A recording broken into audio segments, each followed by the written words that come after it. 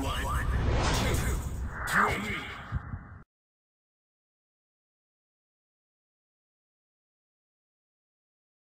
And then that was it, and I thought I didn't have it. And then 2 weeks later, I was like at college registering.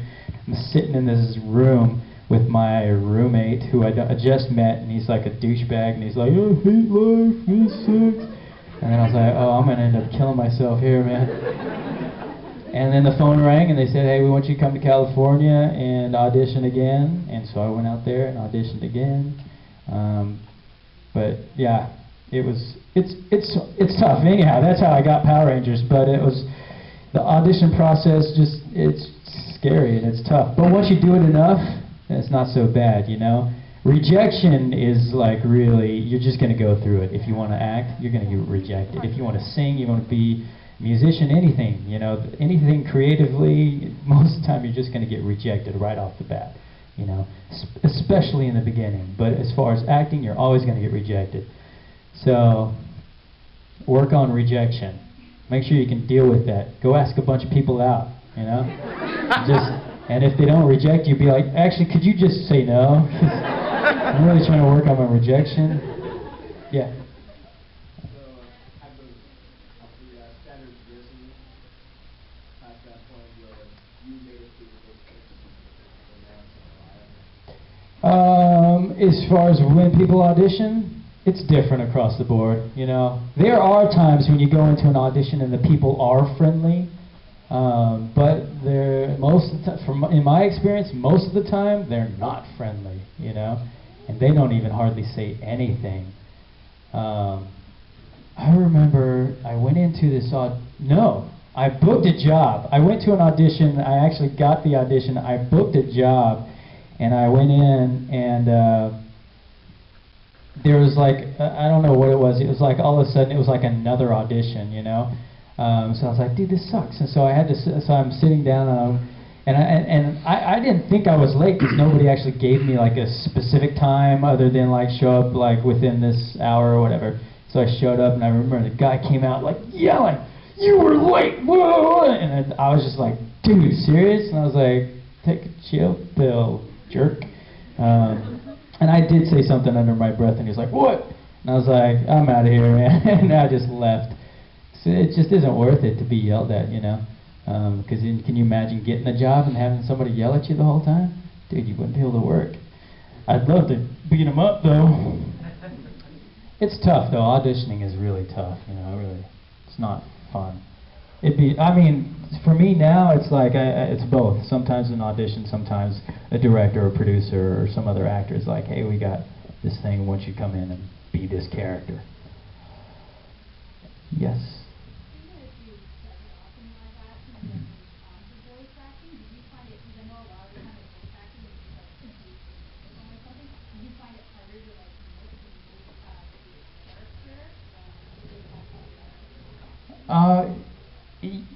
Well, see, I started on Power Rangers, so, and none of us were, I mean, it was like, you know, hardly any of us were really acting, you know, there wasn't a whole lot of acting in Power Rangers, and so it felt like I was by myself half the time. And we would talk to Zordon, who wasn't even there. He's a giant floating head that we had to imagine, you know. And so we did a lot of imagination on that show. So then going into doing voiceover wasn't that huge a jump, you know, for me. But it was still very different. I think the biggest jump was that I went from not acting to actually acting, you know, with an actual story. So then I had to start, like, I really didn't take acting serious, you know. I didn't even know what I was doing. I got on the show like right after high school, and you know, I just wanted to do action movies. That's like was my goal, you know. And then I was kind of doing that, but then I didn't think about the whole acting thing, you know, until after I'd left the show, and I was like, you know, I need to take this serious if this is what I want to do. And it wasn't until I started doing voice acting when I started to realize, you know, there's so much more you can do. I look back at the Power Ranger stuff, I don't watch them, but I look back and I think, man, I would have done so much better if I would have actually thought about it, you know, a bit more. And when I went back, they did this 15th anniversary Overdrive Power Rangers, and I went to New Zealand to shoot that with Disney, and I had a chance to, like, you know, act a little bit. Even though the script was as bad as it was back in the day, I still got to act a little bit, you know, so it was fun.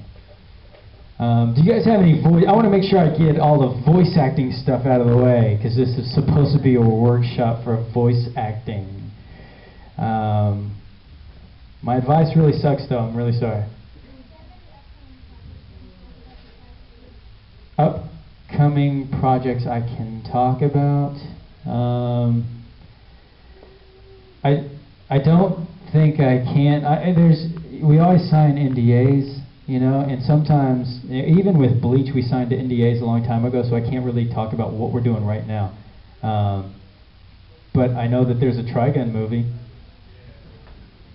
and I have been contacted, but I haven't started working on it and haven't, you know, put ink on a paper yet saying that I'm able to do it yet or not. But I'm looking forward to it if I can. That'd be pretty sweet.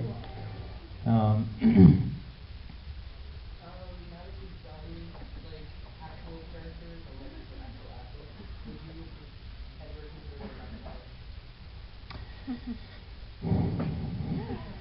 consider that? You know, I would only go back if the fans and Koichi, who is a good friend of mine, who at the time was producing, and am I done? Oh. Angela? Are you 13, Angela? And your mom and dad are looking for you? No? Angela's not here. I hope you find her. I feel like we shouldn't be here doing a workshop on voice acting. We should be looking for Angela. Angela's lost. Captured by putties. Yeah. I'll morph. I'll climb into this giant frog. Voice acting. I don't know what else to talk about as far as the voice acting. Oh, you have a question? Yeah. When you get a direction, what goes to your head in terms of how you're going to do it? Because the direction can be very vague. Be happy. Right. How do you give enough of a range? What's your technique?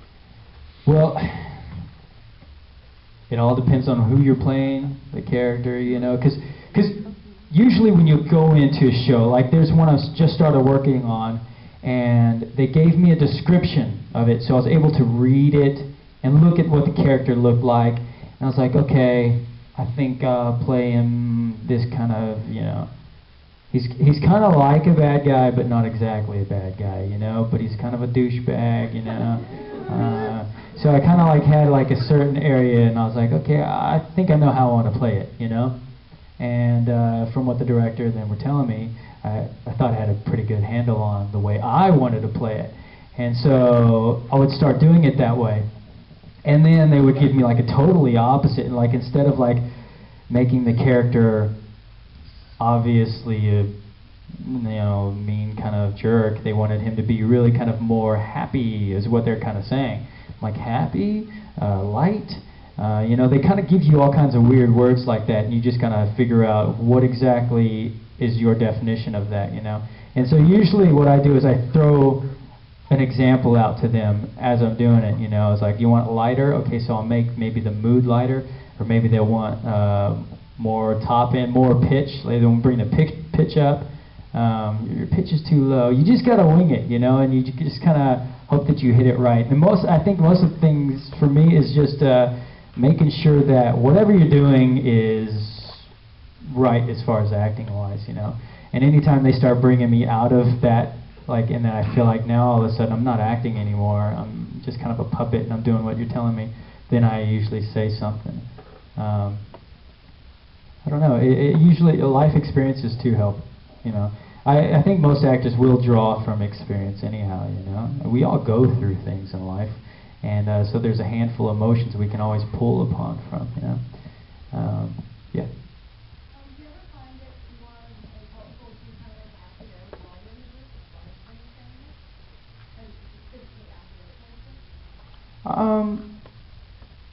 Some people do, and occasionally I could maybe really get into it. Like there's been a couple of shows where I'm supposed to be crying, and then I'm able to tap into it, and then I actually start crying. But it really kind of depends on the show, you know, because sometimes it's so cheesy that you're like, okay, I'll try to make it work.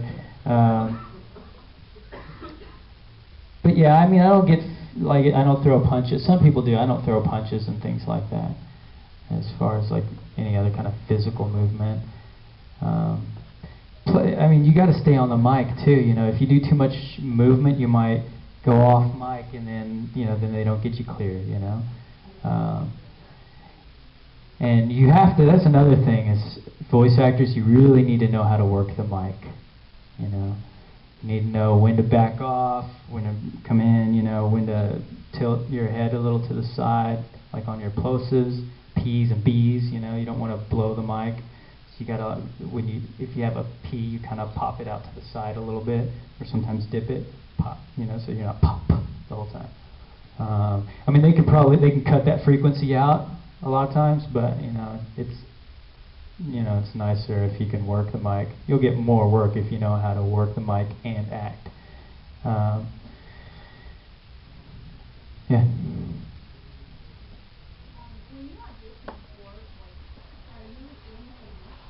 Oh. Most of the time, I would say 95% of the time, you are in a booth. Yeah. Or, I mean, well, I have a studio at home I record, and sometimes I submit the MP3 from home. But yeah, most of the time you go in, it's in the booth, and you just do it, yeah. When you are making an interactive line, would you use the line with your own voice, or would you plan to make up a different voice? It depends on like usually they'll give you a description. And for me, again, I think more about the acting than I do about the voice, unless it's like it says a 15-year-old. This person is 15 or 14. Then I'm going to play kind of in this range, you know? Or if it says raspy, then I've got to do some kind of raspiness to it, you know? And then you just kind of like figure it out. You look at the character, and you go, well, where's this character at, you know? What is it about this character? And I don't do like characters, you know, I do more kind of natural characters, you know, that's why a lot of times I'll play, you know, whatever, hero or, you know, some kind of weird bad guy. Yeah, so I don't think about that as much, you know, there are some people like that really are good character actors, and they kind of do cartoony voices or something like that. Yeah. I'm just wondering, how much fun was it for you to be voice acting in Persona 4 as both the protagonist and antagonist? It was cool. I did not know I was doing both until I got there. I started doing it because had I known I was going to do both, I would have changed up the voice a bit more, you know. But yeah, I did not know that I was going to do it that way better. Yeah. What's the hardest vocal range that you usually have to hit, like just previous characters that you not like doing? Not like doing? I don't know if anything I don't like doing. It's harder though to, well for me my range is a certain, like this is my natural range. And I use this often, you know, or they actually like Ichigo, you know, or even Lelouch is kind of in this range too, you know. And a lot of times when I get cast, they'll tell me, well, use your natural voice, you know. It's harder though to do like a young voice and scream, you know, because that gets a little tougher, you know, and I seem to always get the characters that like to scream.